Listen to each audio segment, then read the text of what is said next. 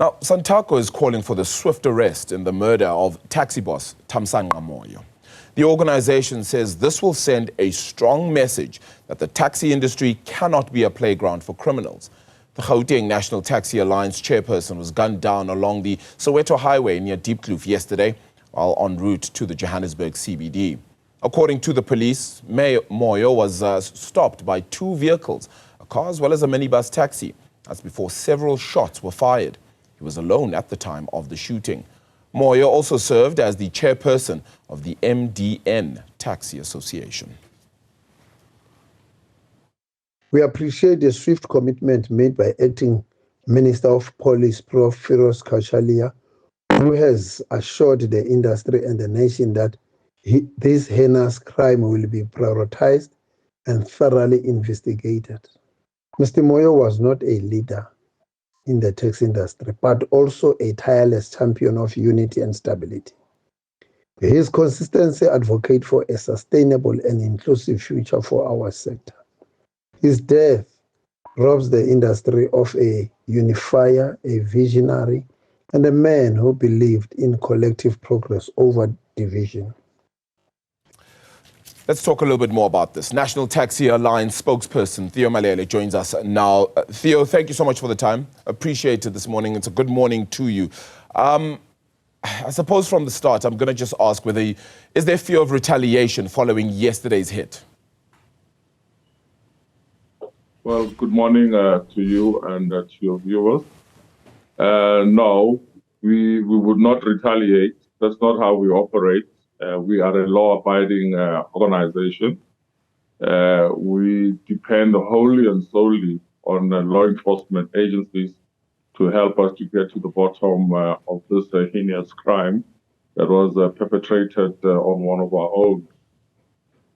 Did you have any hint or any information that Moyo was under threat at all prior to this, what looks like an assassination attempt on his life? Believe you me, if we had had that, we would have passed that on to the police, and probably they could have preserved his life. So we didn't have any, so the assassins just came in unexpectedly and took away this life. So does that mean you have no hint or sources or suspicions on who the assailants might be or which rival factioning or within the Gauteng Taxi Association he may have been these assailants from? No, we have none. And believe you me, having those kind of suspicions would not help the cause. But instead, let's give the police an opportunity to do their work. And let's also call for calm to our members and restraint during this difficult time. Yeah. And also urge anybody who has information that will help us resolve this matter to come forward and show their patriotism as South Africans. But it surely does make you wonder whether this is indeed directly linked to taxi wars, whether it is be for routes or domination of particular areas over the 6 contested taxi routes between Wato and Nandue as well. Does any of that, do you think, feature in all of this? I know it's only speculation, but could that be a key reason for why this happened yesterday? Well, I cannot draw such a conclusion, you know. We have to take everything, you know, with a fine comb and ensure that every shred of evidence that can help us resolve this is indeed the correct one. But you can't rule it out either, can you? No, I cannot rule it out either. So it could be that, it could be something else, but up until law enforcement agencies can come forward, because at least along this said route, there are cameras and there should be footage that would give us an indication as to who the perpetrators are. To what extent do you think did the lack of enforcement of things like court rulings, the delay of legal resolutions contribute to what it clearly looks like escalating violence that we're seeing? Obviously, in our country, there hasn't been serious, prosecutions, especially of, taxi violence. Even though the very taxi industry had initiated that there be a commission that, looked into the taxi violence that was led by Judge Jeremiah Shongwe. That too did not yield, with its recommendations, and nothing has actually come of those recommendations. So yeah, this is a free for all, I guess.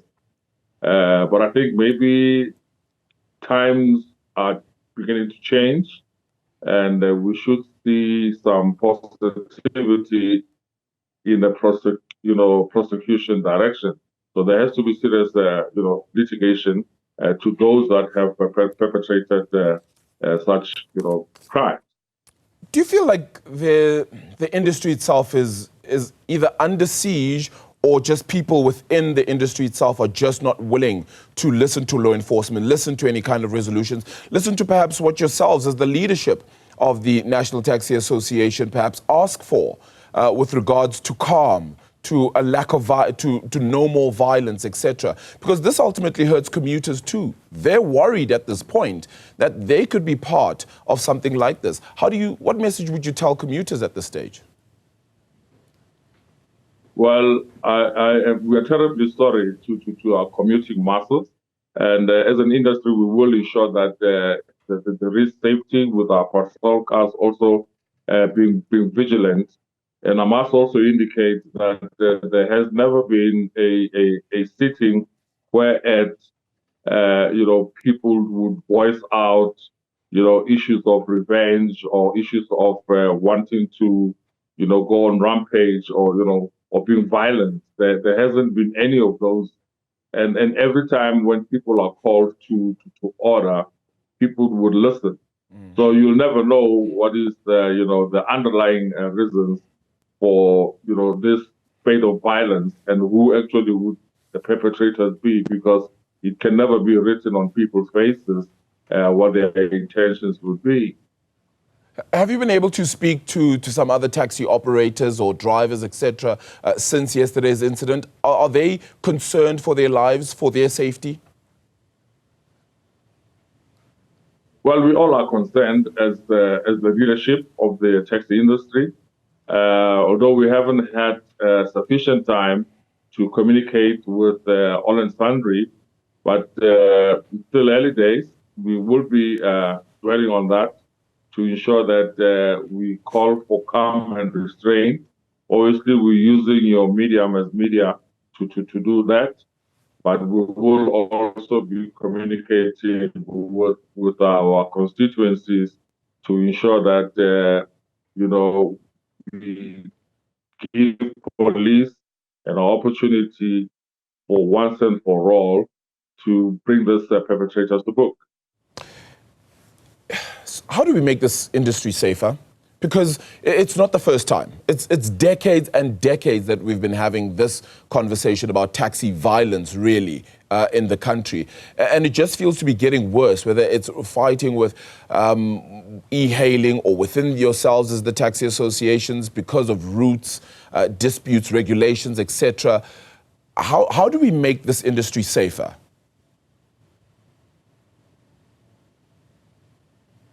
For this industry to be safe, first and foremost, government must treat the taxi industry equally.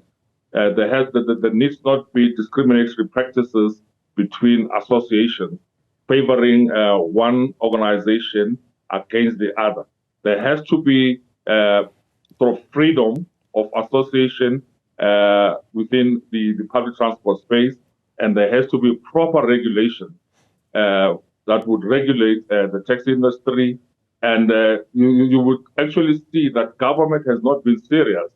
I mean, things like e-hailing that are in the country, they have been operating with impunity, illegally so, for 13 years. It was only last year when it became legal somewhat to have the National Land Transport Act include the e-hailing services. And it was only last week when regulations were made public. Sure. And those regulations will still have to, punch holes and ensure that those regulations do not infringe upon the taxi industry. And government cannot neglect the reality that the majority public transport mover is not actually being subsidized and it's not being helped properly. But the minority public transport operators are getting all the support from government. But Theo, if and please correct me if I'm wrong, I don't want to misread what you're saying, but in this case, I asked how we can make the industry safer, and you've now said government must. That ultimately says that you're saying that government is complicit in these killings because of the regulations. Just because I'm unhappy with something doesn't mean I can go about being violent and killing people either. And so I'm asking, how does the taxi industry itself, one, start with making itself safer so that when the regulations come and they do happen properly as they should be, and I'm not saying government is completely absolved from any responsibility. I'm saying we can't keep saying that government must when the safety procedures should be coming from yourselves as the taxi association. I agree with you to an extent. But please be aware that, the municipalities whose responsibility is to actually do transport plans, so that we would know whether there is a demand for public transport in certain spaces. There is none. There is none whatsoever. So people are just punting in as many cars as they can, and not knowing that there's an oversaturation of, these routes become overtraded. So we need a government that would actually guide and say that in this particular geographic space, these are the demand patterns. So therefore, these are the amount of vehicles that need to operate in there. So the taxi industry does not have that kind of a capacity to begin with. Yes, we have constitutions. We have constitutions within the industry that guide in terms of ensuring that there is peace within. Conflict is imminent. In every work situation, conflict is imminent. It depends on how this is being managed. So we need to have those kind of mechanisms that will help us manage conflict within this industry professionally. And obviously, you need to have government to support that part. Theo, I'm very worried because it just feels as though it's a shirking of duties, a shirking of responsibility here. I have 10 seconds, and I'm sorry to do this to my EP as well, my executive producer. Are you protecting other leaders within this industry? How so? In terms of, because if we can see the situation happen to Thami Moyo, who is the head of one alliance, would you not be worried about others maybe as well? Should there be a way to protect them too? No. We should be worried about others, but then let us see people being prosecuted.